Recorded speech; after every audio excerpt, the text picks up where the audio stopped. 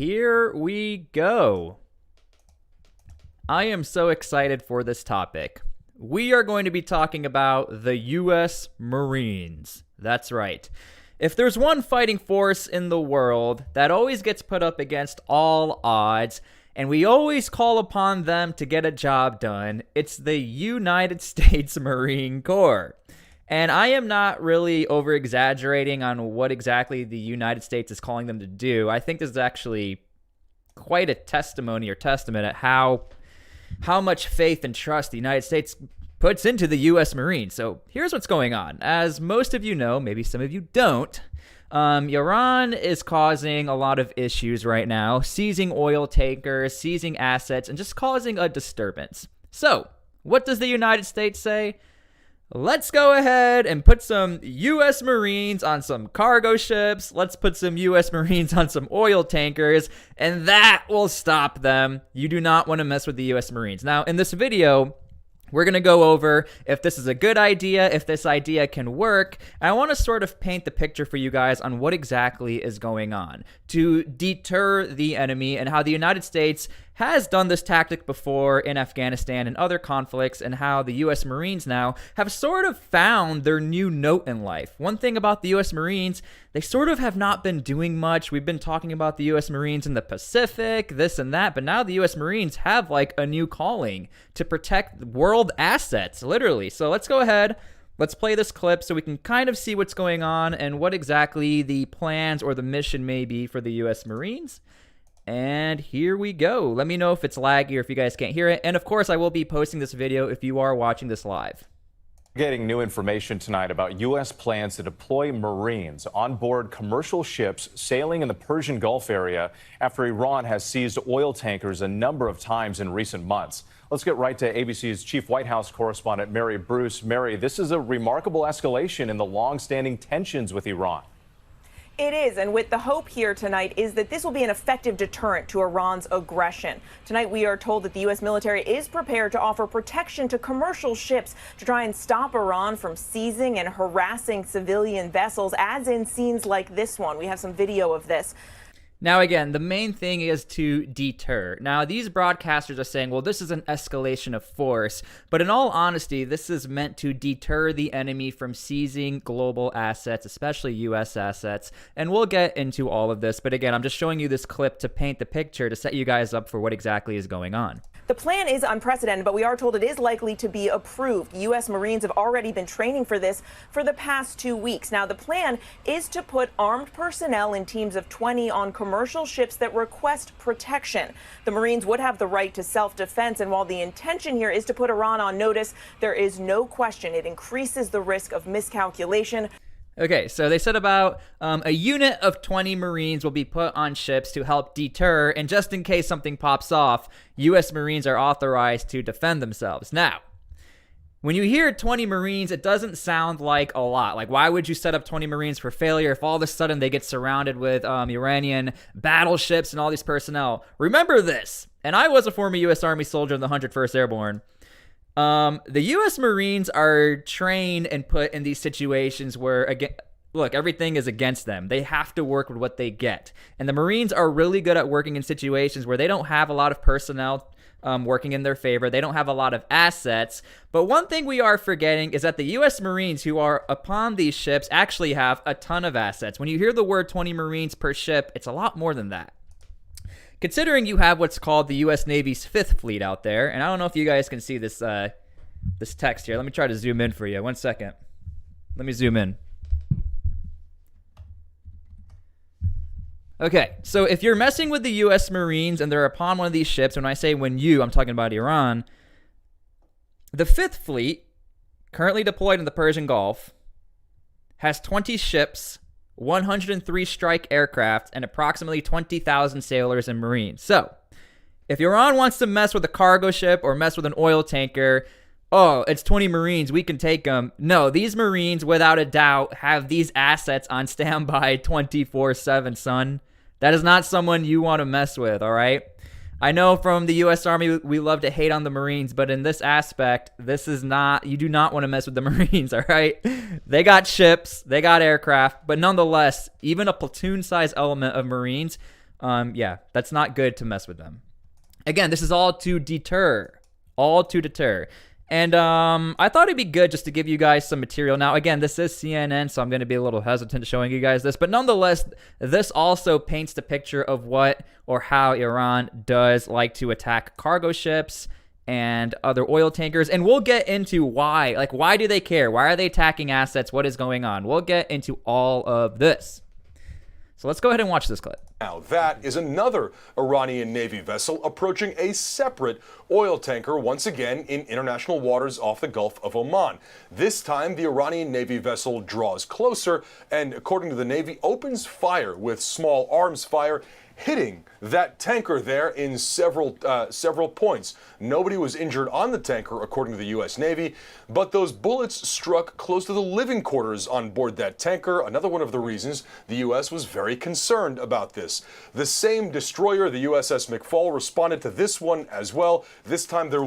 Okay, so Iran is not afraid to use like military tactics, as in use real live ammunition, rounds, whatever it takes to stop and seize ships, which is not a good thing.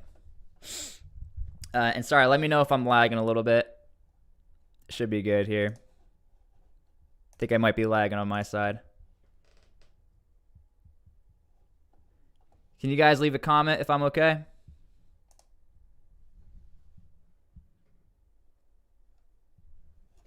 I think I'm okay. It shows that I'm lagging a little bit. Okay, cool. Sorry about that. Let's proceed. So, what is going on?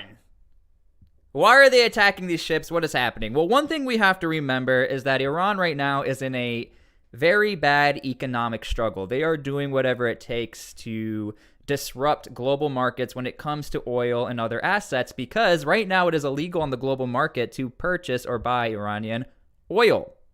So what they need to do is to either seize or try to put their oil on other ships and get them to where they need to be. So you have like this seize battle left and right between the United States taking their ships, Iranian taking other ships that they're not supposed to be taking.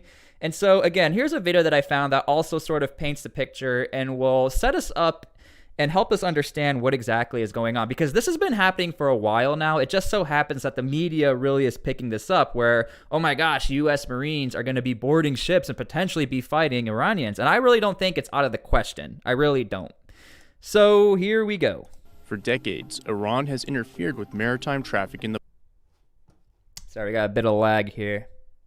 I don't have the best internet. I live in the middle of the country, so let's see if this works. Persian Gulf region, using sea mines, speedboats. Hold on, let's let this buffer a little bit. Yeah, we'll talk about drones and stuff like that, for sure. For decades, Iran has interfered with maritime traffic in the Persian Gulf region, using sea mines, speedboats, helicopters, and other military means for political reasons. Around a quarter of the world's oil market goes through this strategically important economic artery. Over the last several weeks, we have seen heightened tensions in the Persian Gulf. There are cyber attacks on these ships. The Iranians have been known to turn off their tracking devices on their ships, which is illegal and extremely dangerous. And then they were actually impounding the ships. Okay, so this video is obviously going to lag a little bit. Okay, so what you really need to know, again, is that this has been happening for a while. I apologize for the lag. When you move out to the middle of the country, this is what happens. I'm using T-Mobile internet, all right? Okay, again, the gist of things is that they are trying to disrupt and to change the global market because, again, they are under an embargo, and it is not possible for Iran to be selling or exporting their oil to other countries. So again, they are not happy with this, and they're doing whatever it takes to try either retrieving ships or try to send ships out illegally. Now, for those of you who are not aware, the strait is called the Strait of Hormuz. And let me give you a visual or a map right here. So I have right here the Gulf of Oman because most people are familiar with it, especially if you've played Battlefield. That's how old I am. Hold on. Okay. So Gulf of Oman, right here in the middle where my cursor is. Let me make sure you guys can see that. Near the United Arab Emirates is where this pass, the Strait of Hormuz, is. And you go into the Gulf of Oman, from Gulf of Oman into Hormuz, etc. Iran controls a majority of this except for one asset, or one island, as they say. So Iran actually has a lot of pull and push in this territory and region. I mean, consider this. They have a lot of territory here in the Persian Gulf. Now, again, the Fifth Fleet is in the Persian Gulf, and we went over how much and all the assets that they got going on over here. So all the 17 million barrels of oil each day through the strait, or 20 to 30% of the world's total consumption. So 20 to 30% of world consumption every day. So consider this. If out of nowhere you stop all operations and you stop like 4 ships, that's a massive deal. Someone's saying I'm lagging. Am I doing better? Sorry if I'm lagging. I apologize. I blame my internet. So, yeah, consider that. We have 20 to 30% barrels every day. So, President Biden is saying he has a bit of a hesitancy to him.